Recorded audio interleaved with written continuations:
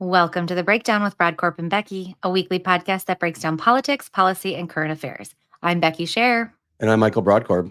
We are back after the long Labor Day weekend, ready to make the mad dash towards November. Today, we are going to start by breaking down the first joint interview with Kamala Harris and Tim Walz. We will get into the recent poll results from right here in Minnesota, where we will get the first glimpse into what things look like with Walz as the VP choice in post-DNC convention. We will also hit on the results in the U.S. Senate race and what issues matter most to Minnesotans. We will preview next week's presidential debate between former President Donald Trump and Vice President Kamala Harris, and we will briefly break down a piece in the Wall Street Journal titled "The Minnesota Progressive Who Worries Republicans More Than Walz" and what the future may look like if Walz is elected VP. Then we have some fun stuff to plug at the end. Thanks for joining us and enjoy the show. So, Michael, we just came back from Labor Day weekend. You stay in town. What'd you do? Anything fun? I had a couple things. I'm married, but I had a family member that had a wedding on Friday night. It was just lovely in Wisconsin. Disappointed it was in Wisconsin because, Packers and stuff, but it was a lovely wedding. And I wanted to just say at the onset, congratulations to the bride and groom, but I had a lot of great conversations with people. And boy, oh boy, I'm really happy.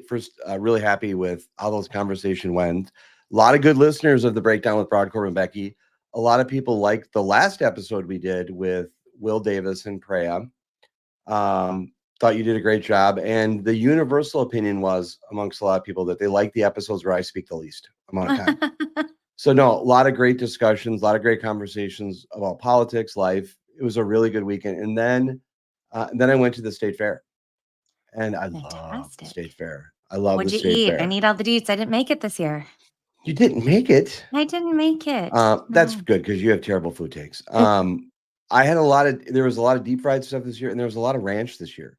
Did you do the deep fried ranch? I did the deep fried ranch. My son and I stood in line, probably the longest I've ever stood in line for anything. Did it live up? It was good. It was so good. Oh, man, it was good. So deep fried that, and then it was hot, and there was a lot of people there. And so I wasn't out there as long as I could, but I did do a lot of eating, and it was good. The one thing I'd like to make a pitch for, I know this will be controversial, is State Fair needs to last longer because yes, it was way too busy. Yeah. It was way too busy, and it was too busy all the time, and we need more State Fair. I think it could go a couple weeks I think it could go at least 3 weeks. The only thing is, would people go? Probably twice. I would probably go at least twice in because I love to eat. But it was just jam packed and it was hot. And I just think we as Minnesotans need to start having that conversation about what we need to do to make the state fair. Just maybe spread out some of the days. But I did a lot of damage to myself in a short amount of time. Even with there being even with me being there a short amount of time and with so many people. State Fair was great. Every year I love to go, and food was fantastic. And Walz made it. When the last episode we were debating whether Walz was going to get there or not, he did show up. It looked like it was a good time for him. He did make the state fairgrounds, which was great. And I like that. I mean, I like when politicians go to the state fair on both sides. I think it's the great Minnesota get together. I think it makes it unique. It's a very Minnesotan thing to do. It was great that he went. You did not go to the fair though, but what else? Did you have a nice weekend? I did. I was over kind of in the middle of nowhere, Wisconsin.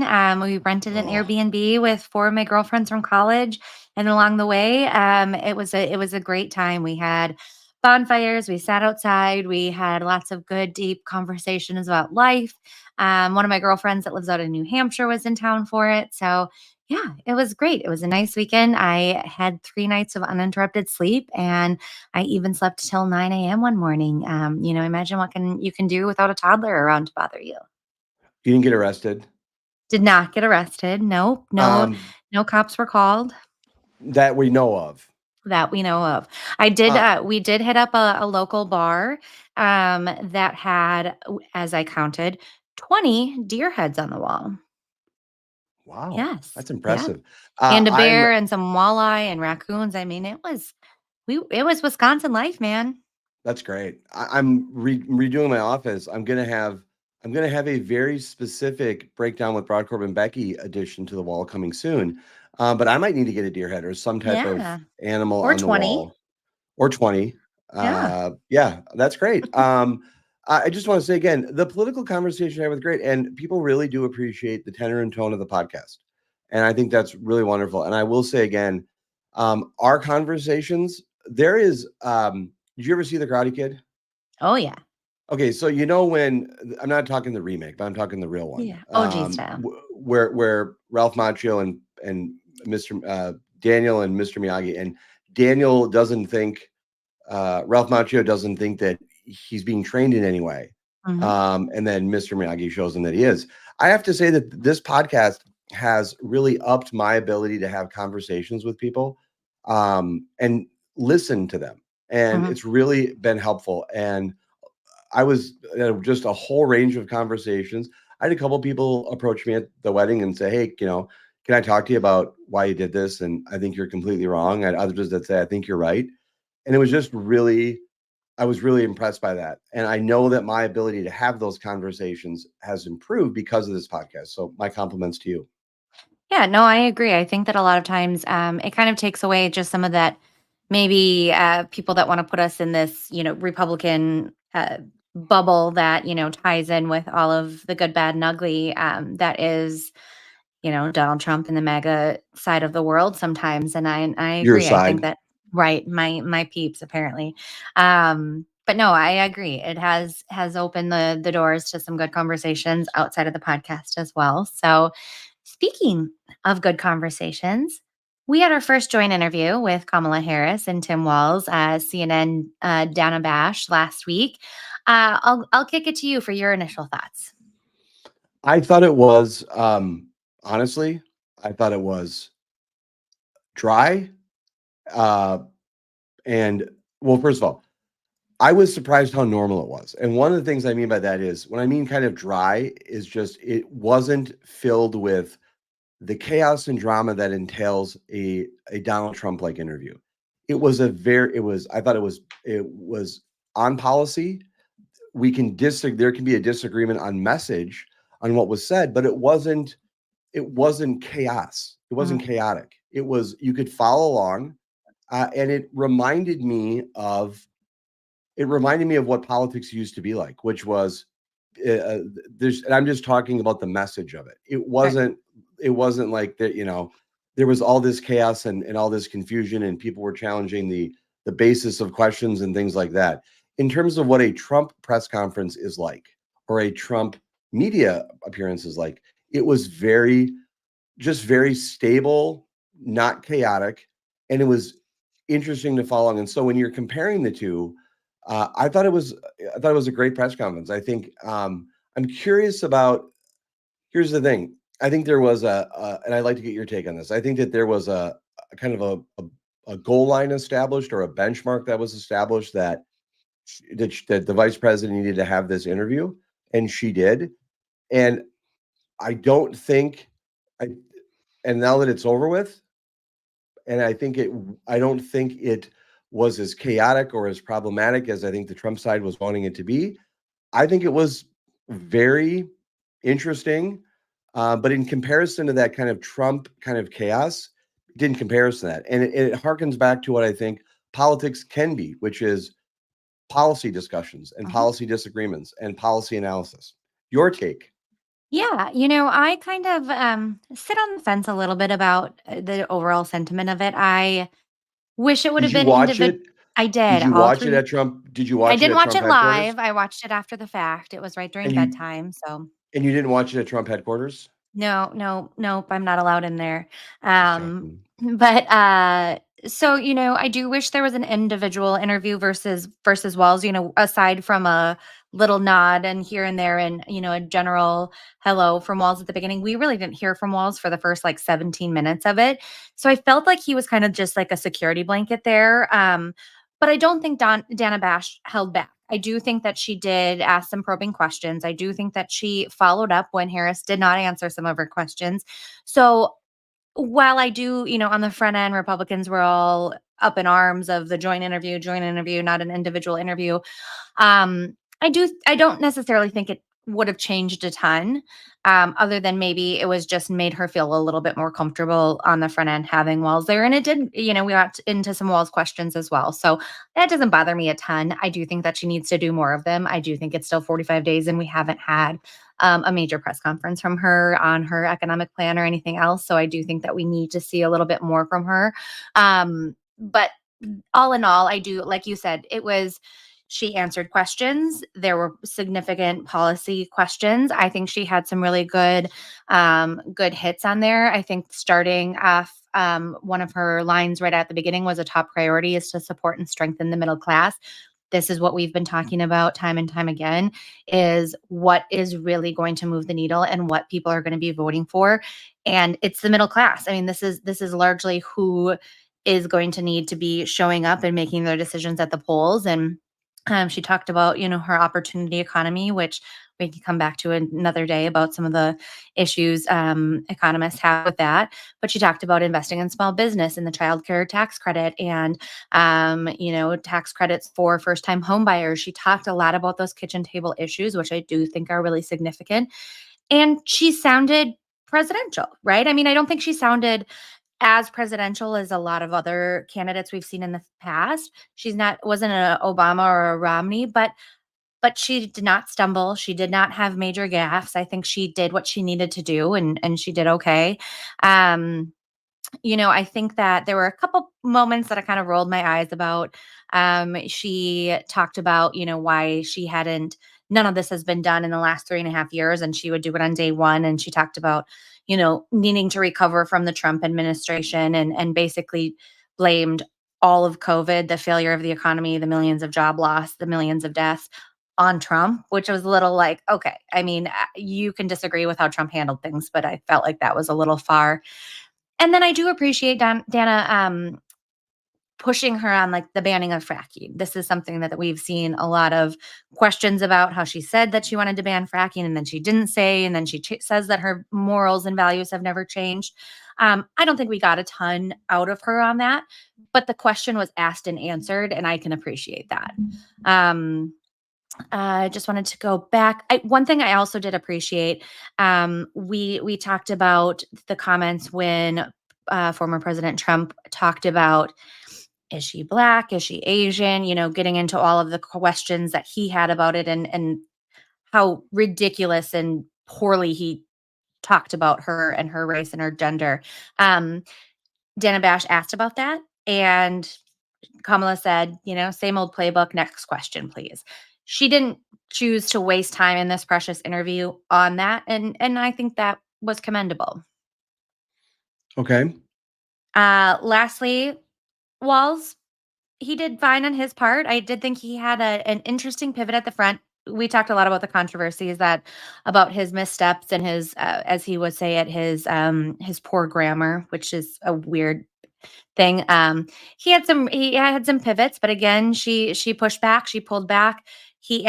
It was asked, it was answered. I think that they did just fine. And then she ended by speaking very highly of President Biden. And I think all in all, I think it did what the Harris team wanted it to do. I don't think it caused any harm. I don't think there were any fireworks, missteps, gaffes. It was kind of boring, but it's over and done with, and we can move on and hopefully hear more from her in interviews and press conferences down the line. I wanted to ask on your analysis. Do you, and this is, I know the answer, and I know how I answer it, but this isn't a trick question. Do you judge Trump by a different standard on press conferences than you did Harris? Yeah, I would say, I mean, yeah, I do. I think mainly because he does them. I think that there is a difference what we're seeing. This is my just general frustration right now. I think it's a fair question because I do think we do, right? Trump is so out there. He's so in front of the press all the time. I saw a stat today that him and Vance have done some like 35 interviews since this one that Harris and Walz have done. But the substance and the actual being able to have a conversation is night and day, right? I mean, I just think it's completely different. And I think with Trump, yeah, I mean, I think one of my frustrations in general with this right now is that, like, just before this, we, are seeing that Walz is out doing his first solo event, and they said, no questions. You can't even put your mic up by him. I mean, to me, there is some questions of the lack of transparency that we're seeing from the Walz-Harris campaign right now. That why are you having these events and you can't even do a 5-minute press scrum at the end? Why are we doing these things and you don't even get to it? Are there fears? Is there something going on that they're fearful of a hot mic? They're fearful of some vulnerabilities. They're fearful of some missteps that's going to derail them. Because while I think that if we look at the other side in the Trump fans, we've seen those missteps and those situations really kind of bite them in the butt a lot of times. But there's certainly a difference when we look at the transparency and level of access between the two campaigns. I think that that is something that we have the least amount of time to get to know this ticket, and we're not really getting there. We're 61 days from the election, and we have had our first campaign or our first interview. The American people deserve to know them more and deserve to have more access. I mean, I can see your point in that. I judged. I would again, having not voted for Trump in 16 or 20, and now fully supporting Harris and Walz. I have a higher expectation on them in terms of answering questions because I fundamentally believe that Harris and Walz have a better grasp of the issues and are much more of a responsible messenger than Trump is. Because just look at over in the last week. I mean, Donald Trump can have all the press conferences he wants, but I mean, the problem is when he speaks, he flip-flops and he's inconsistent. Look at what he just did on abortion in the last week. He has found a way to tick off everyone on that issue from his misstatements. And so I would prefer to have a candidate speak and be accessible and answer questions and have them stick to those positions rather than having a press conference every single day where they're giving a different answer. And then future press conferences have to be spent following up and figuring out what the real answer is. And that's the issue. And that's But, fair. I'm not saying every day. We're at 45 days in. Like I just think that there is 45 days into the Harris campaign and not a single press conference. I feel like there's a fear and a worry on that side of what could happen. I mean, this interview should calm some of that, but it just leads me to question why there isn't that access. Why isn't there? I mean, you've been on campaigns, I've been on campaigns. Usually, primary to general election, you have a theme of the week and you're doing a press conference of the week and doing, media interviews to do that. You're doing economy one week, you're doing immigration one week, you're doing abortion one week. We aren't getting that aside from surrogates. And that to me, well, it might work out and it might prove them well and Harris might get elected because of it. I don't think it's serving the people as best as possible in having access to these candidates that we know the least of any presidential candidate at this point. your argument is that we know the least about these two candidates than any other. That's your argument? Mhm. Okay. So she's the vice president. And he's the sitting governor of the state of Minnesota. And Yeah. so I think the challenge is that I think I don't I don't I mean, if that's your position, that's fine. I would not in any way say that that we know the least about them. I think that there's always an opportunity to facilitate more discussion. But let's look for instance at Trump on abortion. Trump in 24 hours, in around 24 to 36 hours, made two completely inconsistent positions on abortion, and then has had to redial it back. Mhm. I still don't know so Donald Trump has been running since 2015, and he served 4 years as president. His position on abortion is still inconsistent, That's fair. and so my point is, I think that there's an intellectual. I think that people. I mean, I think campaigns are scripted. I think one of the challenges, and we talked about this with John Rouleau and we talked to this, but with John Rouleau and with Kip and with former Senator Benson about kind of the scripted nature of things. And we did an entire show talking about the Republican message that should be against this and offering suggestions.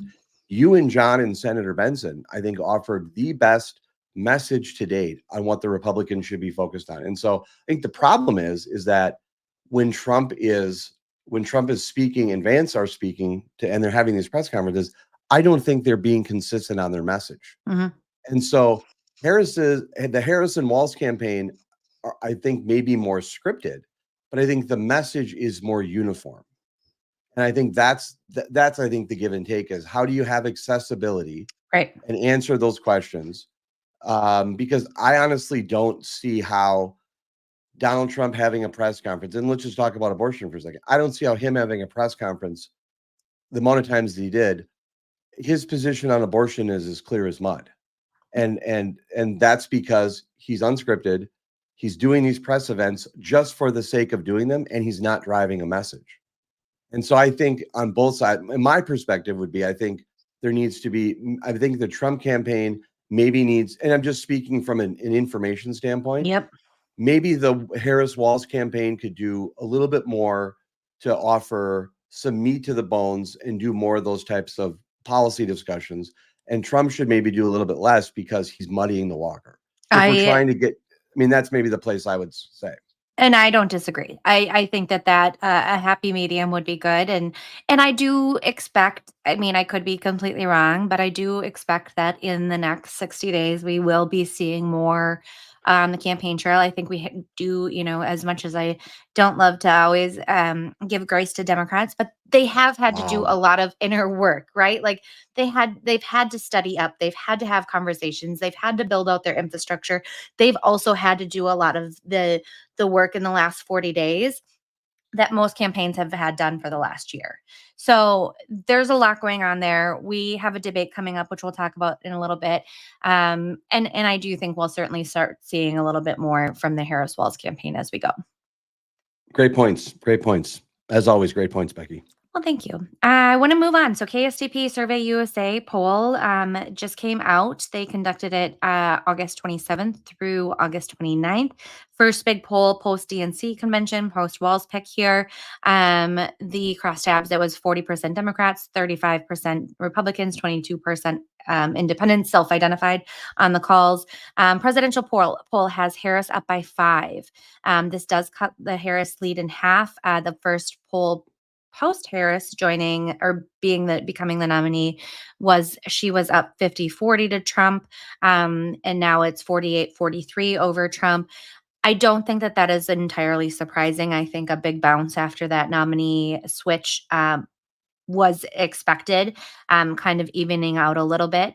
One thing that I did see notable, and happy to hear from you what was notable for you, but the split among women. Harris is leading by 18% among women, which is massive. Trump is up 6 points against men or among men, but 18 points among women is a lot. What's your take on that? I mean, this is not surprising to me. I mean, this continues to go into what we've been saying all along is, I mean, obviously, I think there is something to be said about a woman being the top of the ticket and bringing some women along, but I think it's less that and more women and how they view President Trump. And I don't think he gives the warm and fuzzies that we like to see from a presidential candidate.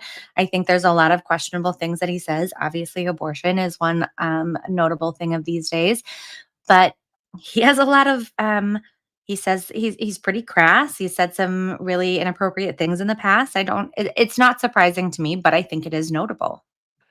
I would say this. I think that it's not surprising to me. And on a couple points I'll raise to you. I've had a number of conversations with Republicans I would consider to be Republican. And again, just to be fair, I didn't really, and as I said before, I didn't really travel in a pro-Trump circle.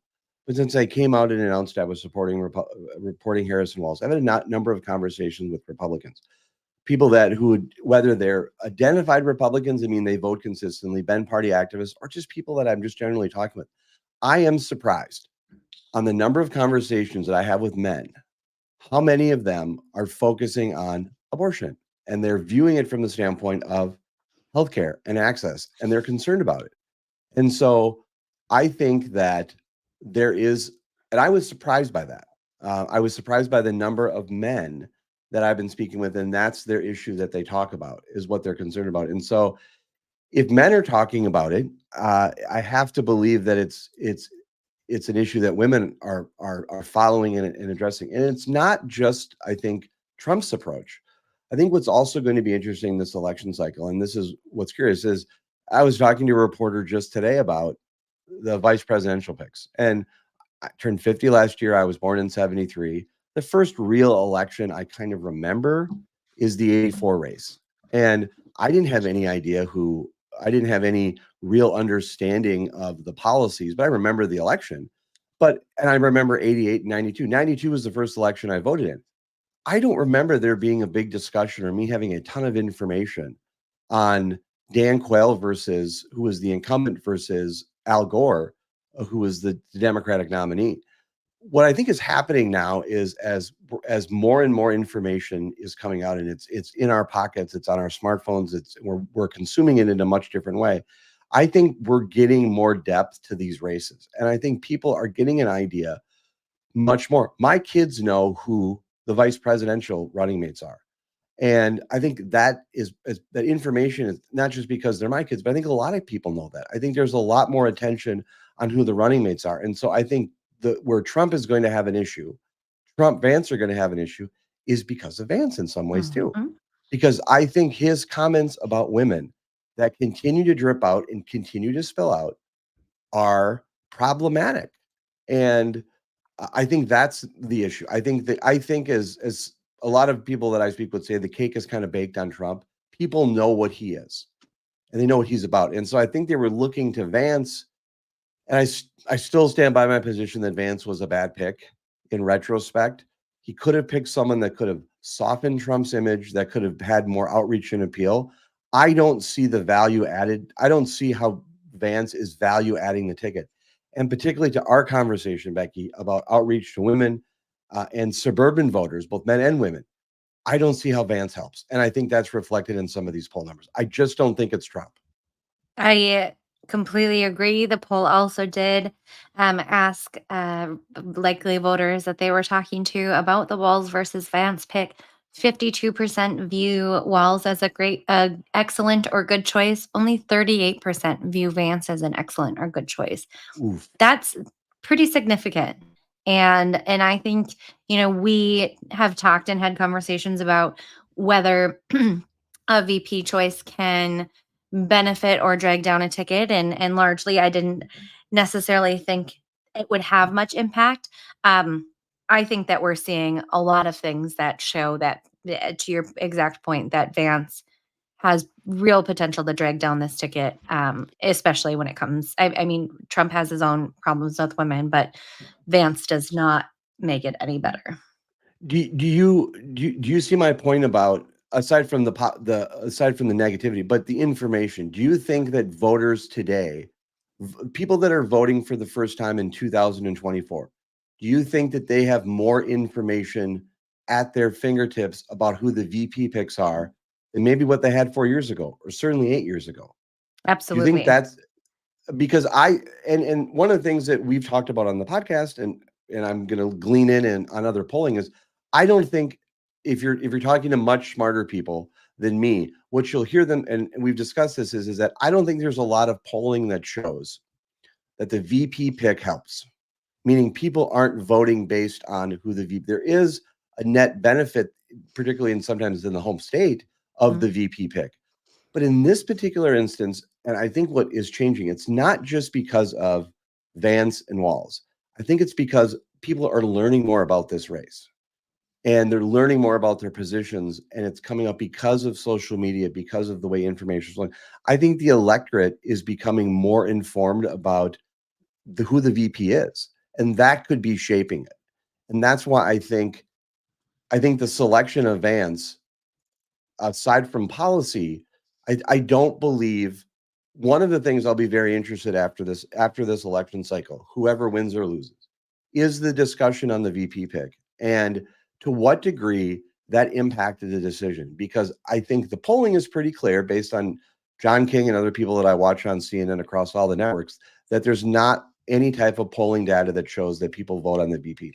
I do wonder if this election cycle that may change a bit because of I people have much more information at their fingertips. Hey, and if we learned anything in the last time around, having a solid VP pick can certainly make a difference on days like January 6th. I mean, kudos, Mike Pence.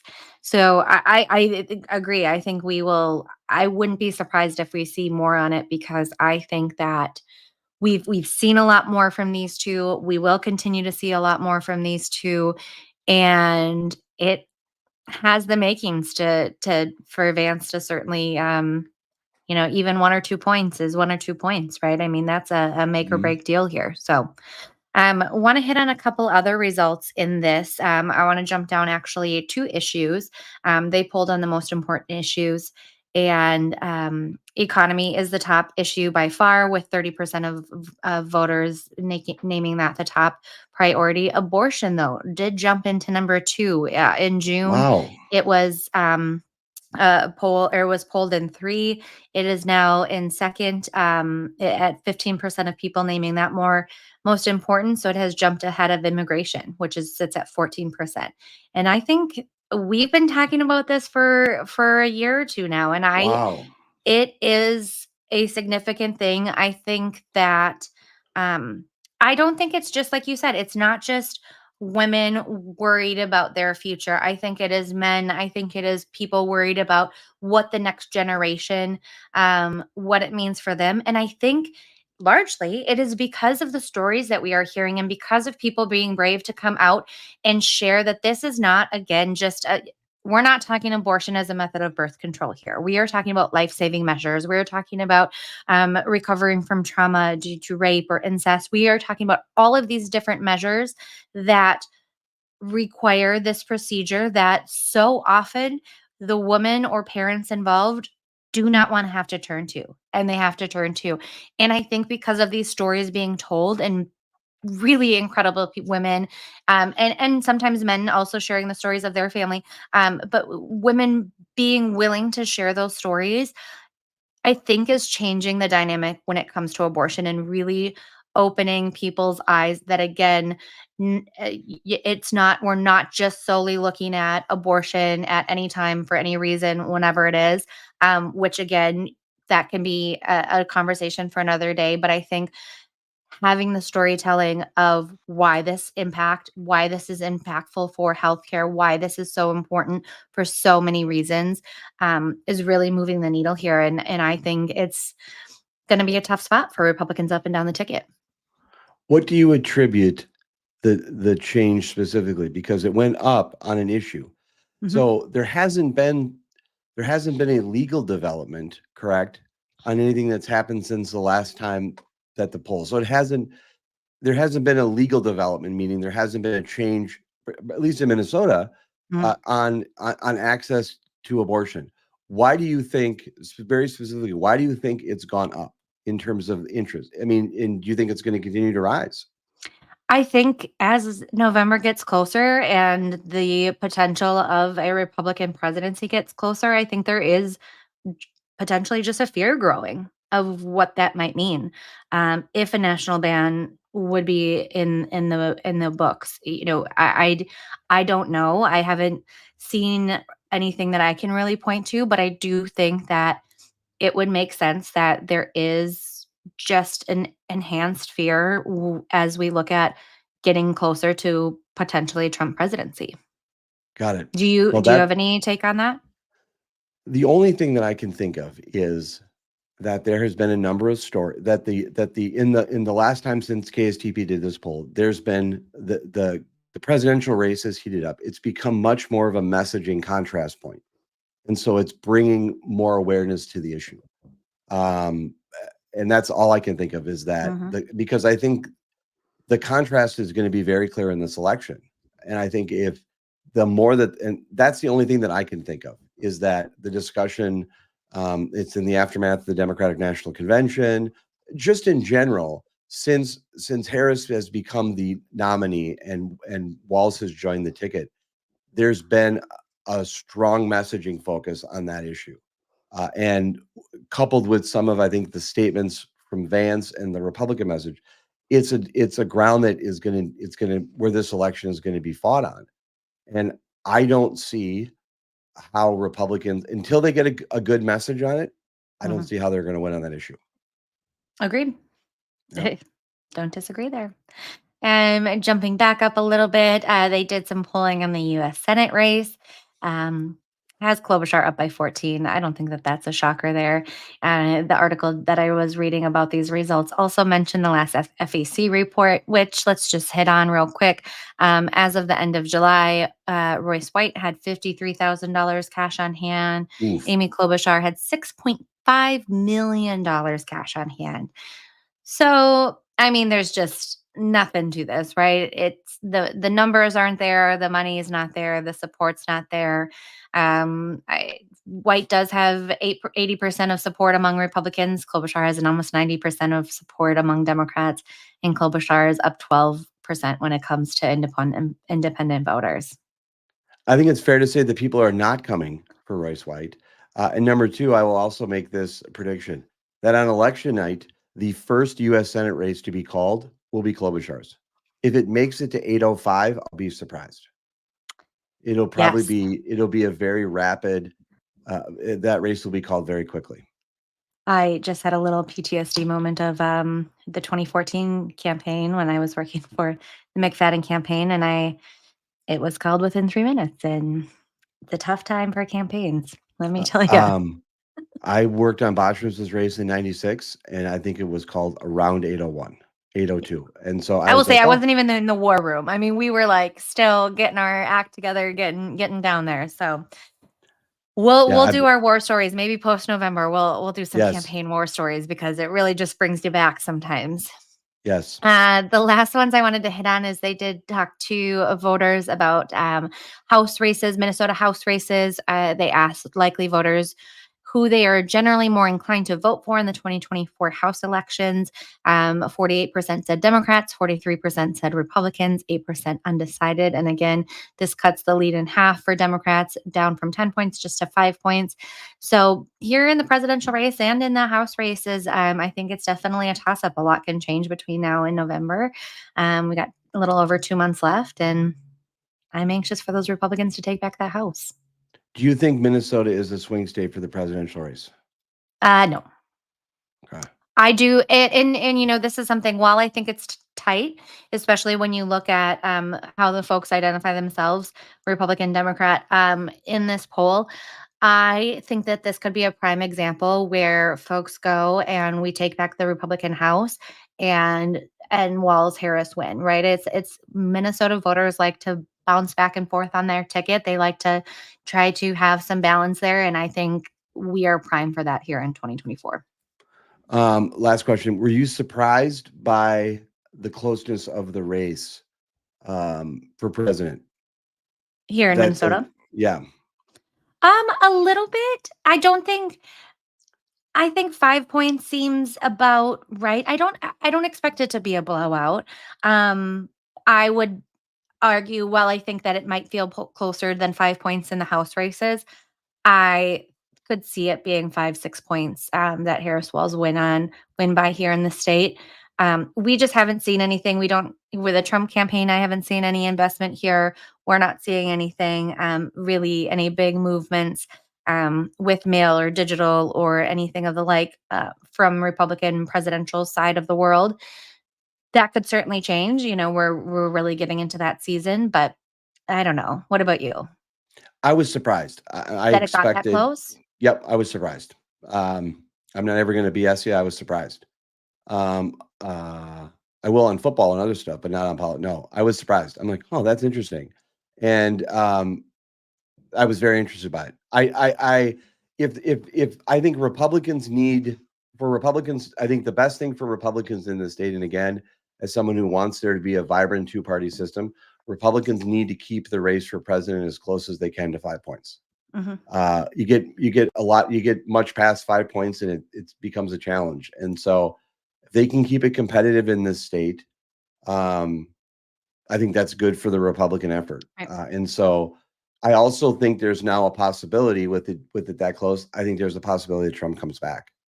If he comes back, he is going to just torch this place. I think it is fair, though, to your surprise note, that it was 10 points Yep. when Kamala Harris was initially announced as the nominee. But Walz wasn't a part of the ticket then. So that is a little interesting that since Walz jumps on board, that and post DNC, is that momentum sustainable? So we've had some of those conversations. I do think that is interesting. But I also think it goes back to our earlier conversations we had recently about the fact that while Walz energizes the Democrats, he energizes Republicans Yep. too. Yep. So, yeah, I'm sure we'll That's probably. Go ahead. Oh, I was just going to say, I'm hopeful we'll see another poll between now and November, but it's certainly interesting. I attribute that poll number to Republicans being energized about Yep. Walz. And that's what I attributed it to. And that's, I mean, that was very interesting to see. Good All job. right. Thanks. Moving on. Next week, we are going to have our first presidential debate between Kamala Harris and Donald Trump. It is going to be on September 10th on ABC News, moderated by Lindsay Davis and David Muir, 55 days out from the election. So that is going to be, we are crunch time, man. One thing that came up on the recent interview, Dana brought up that Harris and Trump have never directly interacted. So this is going to be a whole new ballgame for both of them. I was stunned by that. Yeah, I was stunned by right? that. That was so just to say it again, Trump and Harris have never met. Never. That is surprising. Well, and that's what happens when, you're a part of an insurrection and, your former your vice president is almost hanged. You don't show up to the swearing in ceremony. So Yeah. they didn't have that peaceful transfer of power. But I thought that was really weird. You'd think they would have just crossed paths at some point. At some point shaken hands and said, "Hey." That there's been none of that. I think there's going to be some tension in the air. I think it just leads itself to being a little tense, maybe a little awkward on the front end. We're still, I don't know that unless have any inside scoop from your Walls world. I don't know that we've settled on mics on or mics off or muted yet. Still a little up for debate there. But again, it's going to be in Philadelphia, no live audience. Um, sorry, I should introduce Chuck, my dog, if you're watching this, Yep. is behind me. But I think it's going to be really exciting. So there's going to be the 2 commercial breaks, same rules as the last time. Sans debating whether those mics, how that works out. The top issues are likely to mirror, I would say, the top issues that we were just talking about in that poll. I think economy, immigration, and abortion are going to be 3 of the top substantial, where we get the most substantial time spent. Foreign policy, I bet you, is likely going to be up there as well. Anything wild and crazy issues that you expect to hear or see? I think the entire debate's going to be wild and crazy. I think it's going to be. I think that the fact that they haven't met, coupled with what I think is, and please push back as always if you disagree, but his clear sexism and bigotry that he's exhibited towards Harris, particularly how he spoke about her at the National Association of Black Journalists event. I think you're going to be able to cut the tension with a knife in that room. I think that Trump is going to come in swinging. And I think it's going to be very difficult for him to hold back. And I think and what I mean by holding back is I think there is some deep-seated uh, bigotry, sexism, sadly, and some other things that because it's come out consistently. And I'm wondering how he's going to handle that on the debate stage. As a little behind the scenes fact here. So I always put together the script and send it over, and then I go back in and type in some questions or comments for my side of things. And I did have Yeah. that question: do you think gender and race is going to play a role in this? And in particular, does he come off too harsh? Even aside from sexist remarks, the interaction is just different, right? I think this is something when I've worked with candidates doing debate prep, there's just a different way I feel like the audience perceives how you interact with a female moderator or a female candidate on the other side. And I just don't know that Trump is made out for that. And I think just his way of speaking, because he always already speaks so much in a derogatory term or with some uh rudeness isn't the right word, but some disdain in his voice and how he says things. When it's aimed at a woman, I think it's perceived differently by the audience. And I'm interested to see how they take his attacks and his slings, because he's going to try to elbow her. And I will say, this is obviously a part of the debate prep that we're seeing. It's some reports came out that Tulsi Gabbard is helping Trump in his debate prep. She kind of famously had an attack with Harris during the 2019 debates, and got Harris off her game a little bit. And so reports are saying that she's helping the Trump team, trying to figure out where they can sling those attacks, where they can hit her on the policies, and where they can try to get her to stumble and have some sort of stumbling response, or just not be able to respond properly. Where the reports say that Harris's team are focusing on how she can get under Trump's skin and remain calm when those attacks come her way. I am really excited for this debate. I think it's going to be. I think it has the potential to be the most significant presidential debate, which I said before. We said that about the previous debate with Biden and Which Trump. was pretty significant. We said it was likely, and I think this will be that. I think it's going to be. First of all, I don't. It's very difficult for me put myself in Donald Trump's shoes, but I do believe, based on the consistency and the volume and the repetitiveness of the attacks, he has an element of sexism and bigotry. Absolutely. That it is a part of him, and I don't know how he doesn't show that on stage. I think the existence of Harris on that stage has been upsetting to him. There's been a number of media stories talking about how frustrated he is about that she's the candidate now, and he has done everything he can in this race to diminish her standing as vice president, as a human being, as a woman, as her racial and ethnic background, all throughout since she's become the nominee. Nothing is off limits to Trump, and so I think I have every expectation it's going to get ugly. And the question is, how does she respond? I think she's done a very good job of responding so far and saying, say it to my face, move on, not address it, same old playbook. And I think that's working, and it continues to work. And I want to, but she's also a human being. Mhm. And the question is, being confronted with someone who has spoken about her in such disrespectful, dishonest, and disingenuous ways, I think the debate could get pretty ugly. And I think it's going to be a leadership test. I have every confidence. I would not want to be debating her. I think she's wicked smart, and I think that she has. I think aside from her understanding and grasp of the issues, I think she has a much more of an emotional intelligence than Donald Trump, and I think she can run circles around him that way. And so I think that's going to be frustrating to him. I also will say one last point: he is the oldest candidate that a major political party has nominated now, and I want to be consistent. And one of the points I made to you before was when it was just Biden and Trump, I said, if this is an election about age and vigor and competency, Trump is going to look better than Biden.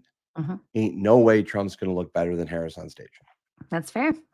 I am very excited. We are just a couple days away, and we'll be back to recap all the goods, bad, and ugly that comes from that debate for sure.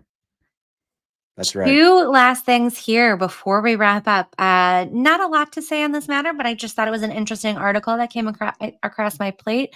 A Wall Street Journal piece came out this week that says, titled "The Minnesota Progressive Who Worries Republicans More Than Walz," all about Lieutenant Governor Peggy Flanagan, who is obviously in line to take over as governor if Governor Walz is elected as the vice president.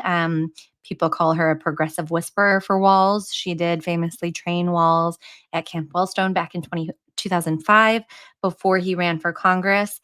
There's not a whole lot of meat to this article, but any thoughts? I mean, I don't know that. I know you were supportive of Governor Walz. I don't know we haven't gotten real into your thoughts and take on Peggy Flanagan, but do you think there is something to the progressive whisperer and her progressive leanings when it comes to being potentially the next governor of Minnesota?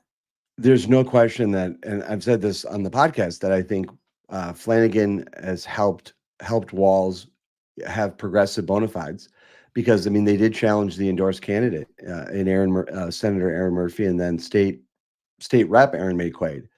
It was state rep Murphy and state rep. Mhm. So two former legislators, now both currently state senators, were the Democratic endorsed candidates for governor and lieutenant governor in 18, and Walz and Flanagan beat them in the primary. I think that Lieutenant Governor Flanagan helped Walz's progressive credentials, helped build some of Walz's progressive credentials. And in the first term, they were a different team than they were in the second term. And it's one of the things that we've discussed in the podcast is that Walz did only very limitedly, vetoed one piece of legislation, but there's been no evidence that Flanagan has that his position. He's done nothing to really slow the progressive agenda in Mhm. Minnesota, and so I think Flanagan, if Harris and Walz win and she becomes the governor, I fully expect her to be more progressive than Governor Walz was. I also will say to you that I do believe he will be challenged potentially by a Democrat, or if not, and when she's up for reelection, she'll be up for reelection then in 2026. If she chooses to run on her own, I think she'll be challenged on the DFL side, and I think an entire slew of Republicans are going to run on the Republican side to run against her. And just to clarify, so she would fulfill the remainder of Walz's term. There wouldn't be a special election in there. There would not be a special election. She Okay. would fulfill the term, and then the lieutenant governor spot is open, and then Bobby Joe Champion, who's the president of the Senate, will become the lieutenant governor. Got it.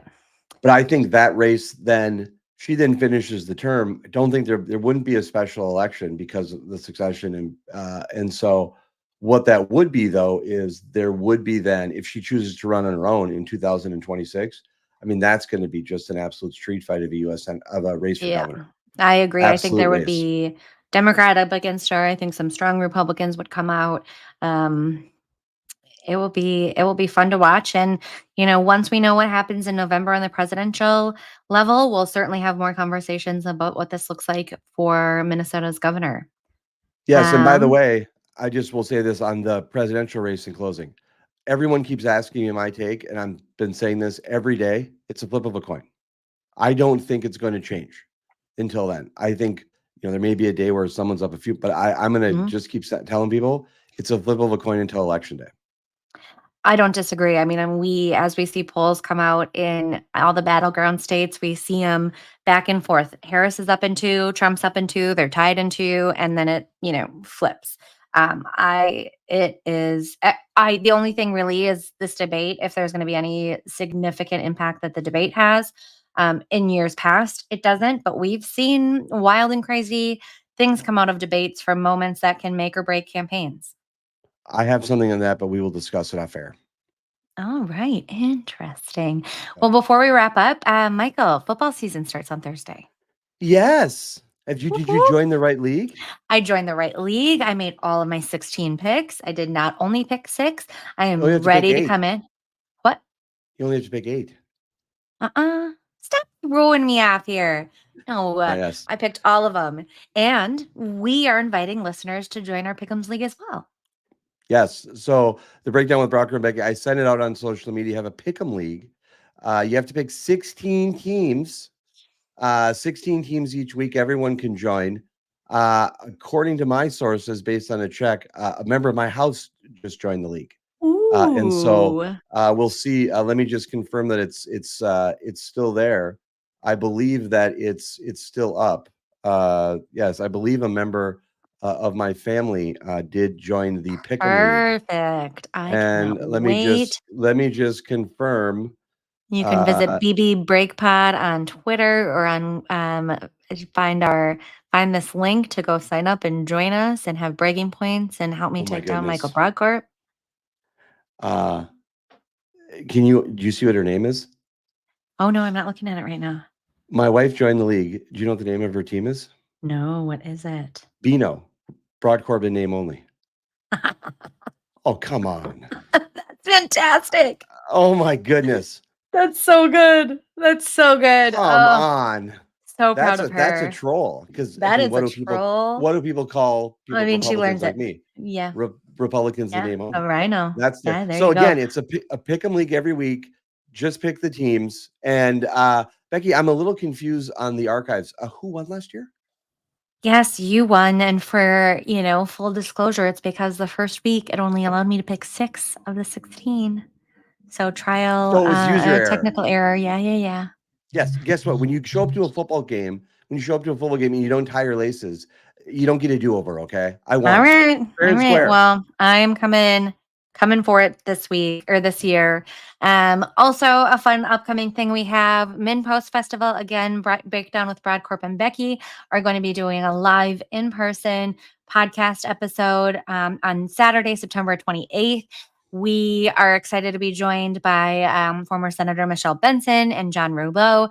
Our title is Turning the Tide, Reviving the Republican Vision in Minnesota. So we are going to have a great conversation. You can visit minpost.com/festival and use a promo code that is a better deal than what we pitched the last 2 weeks.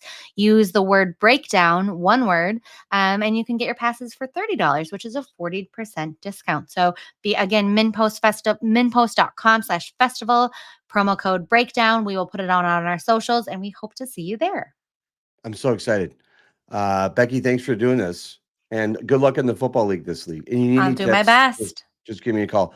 I want to thank everyone for listening to the Breakdown with Brodkorb and Becky. Before we go, show some love for your favorite podcast by leaving us a review on Apple Podcasts or the platform where you listen.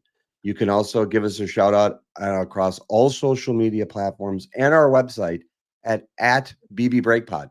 The Breakdown with Brodkorb and Becky will return next week. Thank you so much for joining us. Bye.